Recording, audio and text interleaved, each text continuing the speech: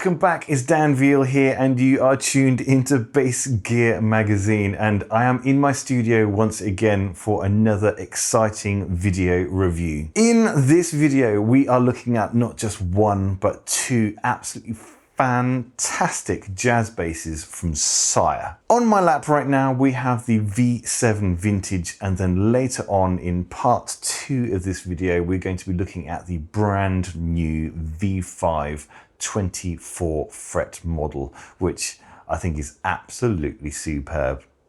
Let's get into the details and have a look at this, but don't forget there's a written review to go with this video, and you'll want to go over to Bass Gear Magazine and check that out for more details about Sire and the range of instruments that they have on offer.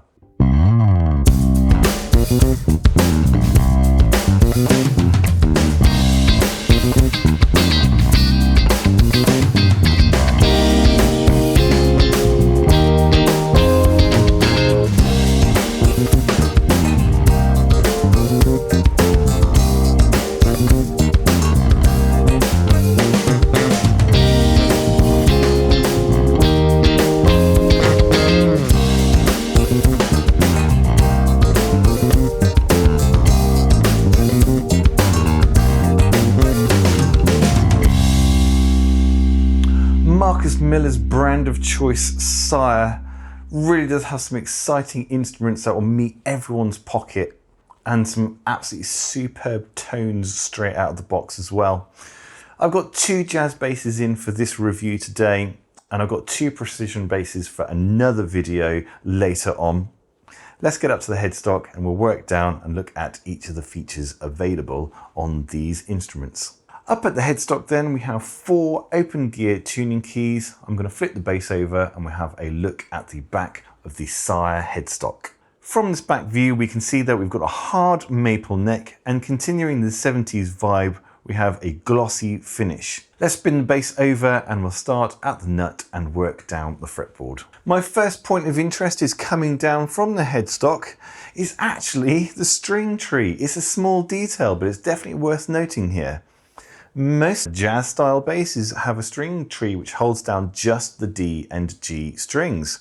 This one holds down the A string as well for the best possible break angle over the nut. The nut on this instrument is a 38mm, so it meets the jazz parameters.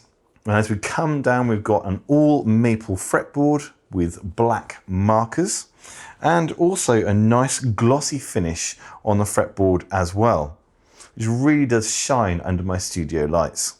Rolling the bass forward then, again continuing the 70s vibe, we have black binding. And I think this really looks great because it contrasts against the lighter maple wood. Let's come down towards the body and I'm going to flip the bass over, have a look on my second camera because there's some features on the back of the body that I want to show you too.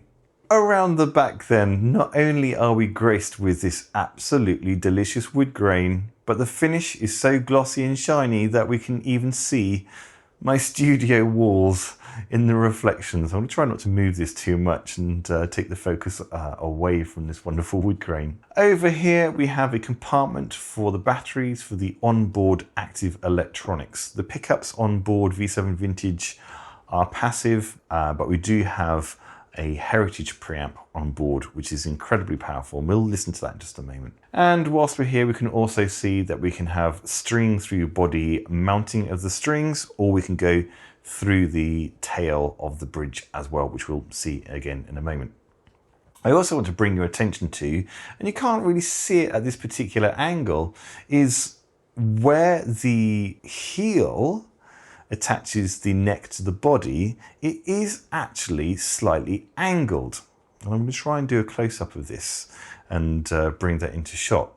So rather than having a very square heel, this one is actually angled down to make upper fret access a little bit more comfortable. Moving down the 20 fret board, not only can I tell you that the fretwork is beautifully finished, but also on the version 2 models of these Sire basses, we have rolled edges. This smooths off the corners of the fretboard and make them feel like you've been playing this bass for many, many years. And It's really, really comfortable. And I know that I could actually pick one of these basses up and take it straight to a gig. And there's been plenty of instruments that I've played where I've come away feeling that it's digging into the side of my hand. But this is a really nice touch. It's one of those features that makes this bass feel that its value is twice as much as its ticket price. Very, very nice touch indeed. Speaking of the frets, we have 2mm small type, again for the vintage vibe. And as we come down, the binding follows us all the way down onto a 3-ply pickguard to meet with this wonderful contrasting black. Of course, down here, it's all about the jazz bass. And as I mentioned earlier on with the 70s vibe, the pickups are also in the 70s position. So this is specific to the V7 Vintage, and also the V524 also has the 70s position. A slightly different vibe. Both styles, 60s and 70s, sound absolutely fantastic to my ear. So it's going to be down to you to decide which one you prefer. On that note, we kind of need to hear what this sounds like. So dip our toes in very, very quickly as to what's going on over here. We have active electronics on board, but we have a little switch down here that I can bypass. And these 3 controls here give me essentially my passive jazz bass as we would normally expect. Master volume here. We have a master passive tone control here. And then rather than having 2 separate volume controls on a jazz bass, we've got a pan control. So I can blend towards the front pickup or blend towards the back pickup, or with a center click, I can have both pickups on equally. So let's play something. Let's hear what these 2 pickups sound like on this bass in passive mode. We're going straight in via DI, straight into my recording system.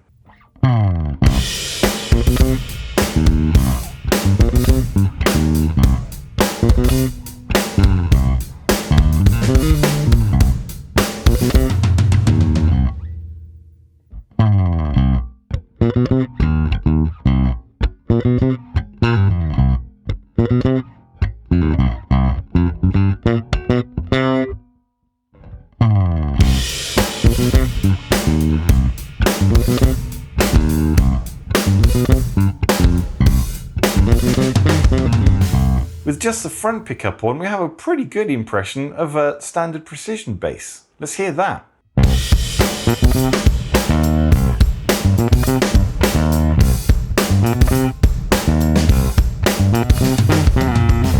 Okay, let's take a listen to the bridge pickup. I've pulled the tone back just a little bit, and I'm going to play over the bridge pickup for a slightly burpy tone.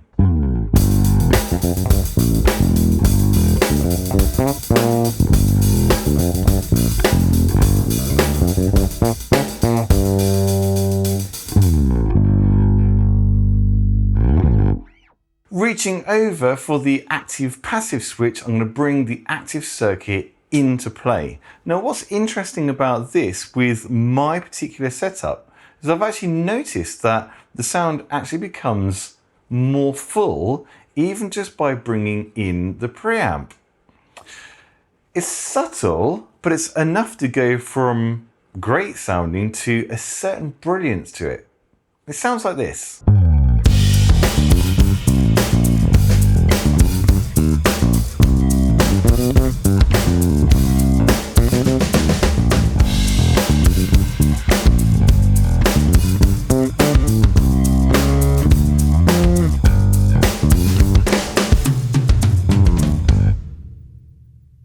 Okay then, let's get a closer look at the active electronics and what's going on with all of these dials.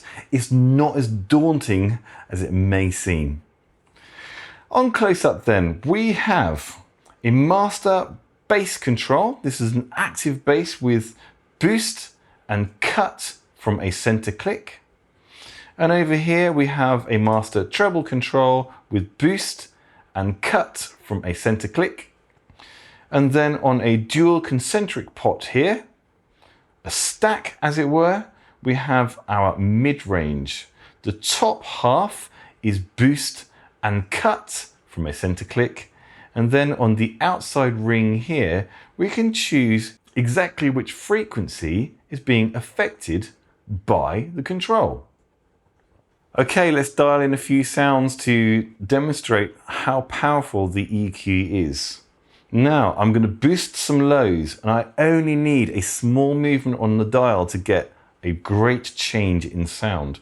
Boosting the lows, I'm going to cut away the mid-range of this control. And then I'm going to add some treble boost, both pickups on, passive tone all the way open, volume all the way up. We're going to have a nice scooped slap bass sound. Here we go.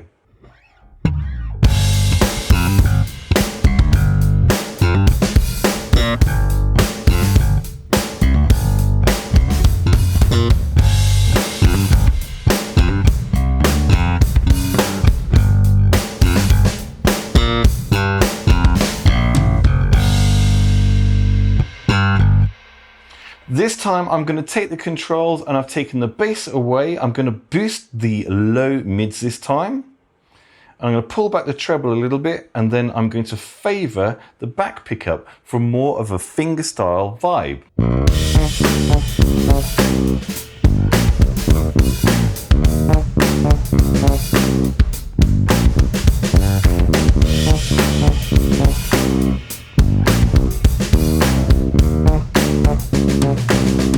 In this sound example, I've reached for the plectrum and we are favouring the front pickup, but we all know that a precision bass has got that lovely richness in the upper mids. So I've turned the semi-parametric mids round and I've boosted those upper mid frequencies. Plectrum, I'm hoping to get something a bit more rock.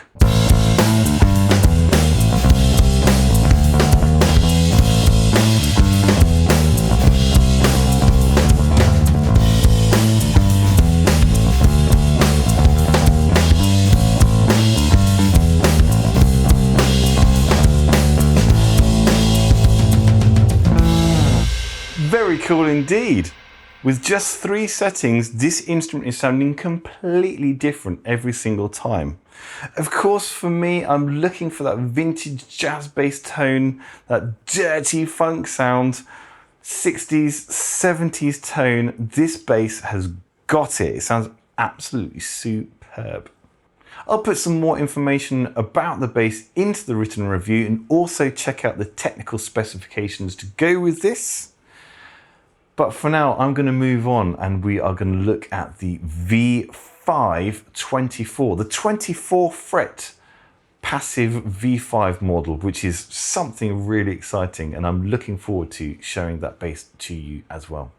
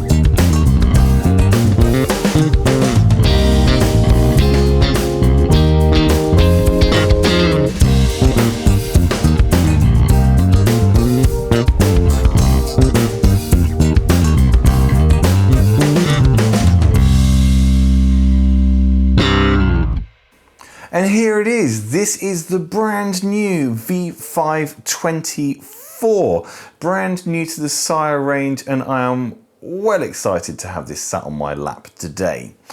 What makes this one different versus the V7 Vintage? Well, the V5 range is all passive, so no active electronics on this. But what it loses in electronics, it makes up for in some really, really cool additions, which you could probably notice already.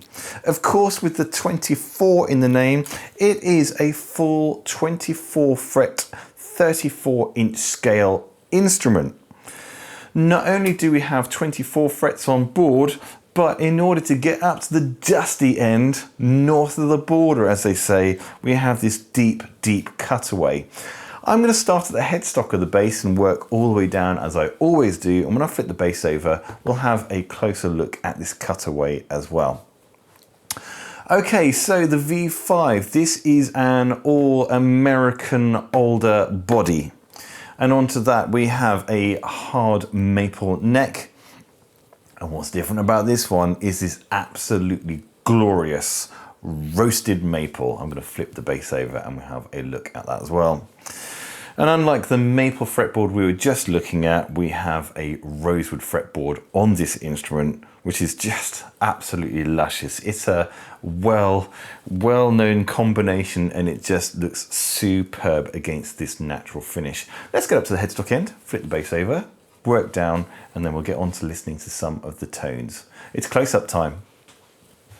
I'm in soft focus once again as we have a close-up on the headstock, and like the V7, we have open gear tuning keys, and as you can see, really close up here, of course we have this roasted maple neck. Let's flip the bass over. We can see round the back here that the open gear tuning keys have smaller bass plates, and this is in keeping with the downsized headstock shape. And also this helps to shave a few grams off of the overall weight of the instrument as well, hanging off your shoulder.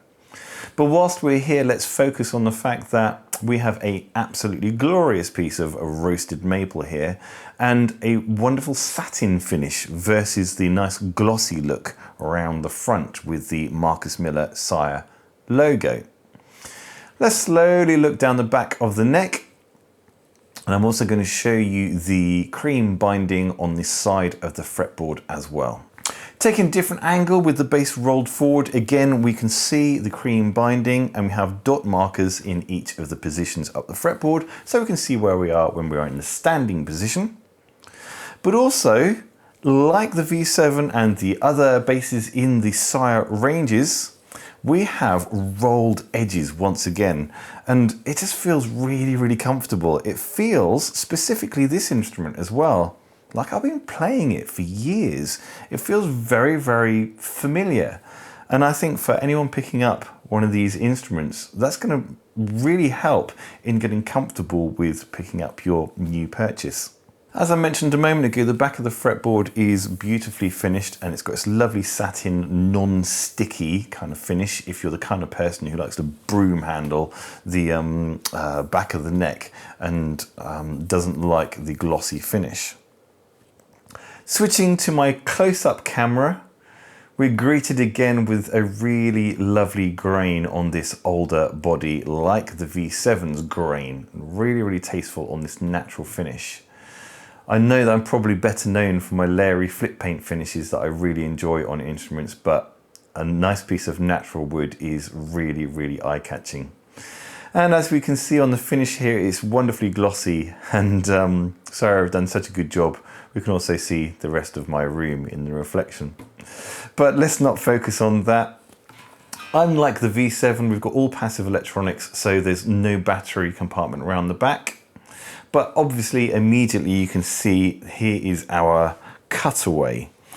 There's an extra little bonus in the cutaway here, and it's this attention to detail which just has me nodding and going, do you know what, actually they've thought about the design of this bass. Not only is the cutaway very deep around the front, but because of the shape of our hand, you know, up the top end of the fretboard, we have this extra scoop out here as well. So it's a really beautiful shape. Understandably, with the longer neck, the mountings for the neck are further apart as well. A small detail, but an important one, is if we're going to be playing up the dusty end of the fretboard, we don't want too much thickness to have to reach around with our thumb. So Sire have dispensed with the neck plate altogether, and we've got these lovely inset mountings, which is going to help make things as comfortable as possible. Down the back of the body, we have the string through body mounting again, and you can also string through the back of the bridge if you wish. That is pretty much the back of the body done, but whilst we're here, I'm going to roll the bass forward a little bit and we can have a look at, wow, look at that grain on the neck. Can you see that? I think that looks really, really good under my lights. Okay, let's flip this bass over. We need to hear what it sounds like.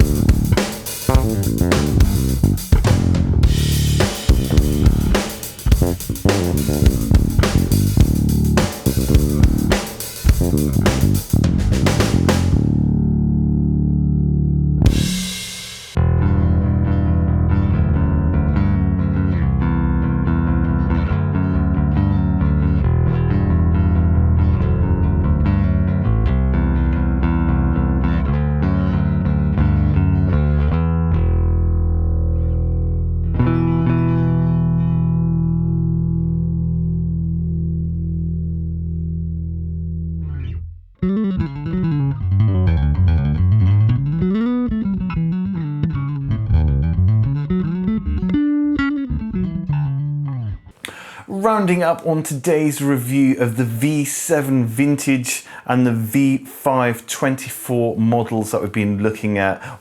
What is there not to like? If you're looking for a jazz bass with that 70s spacing tone, I genuinely feel that these two instruments are absolutely nailing it.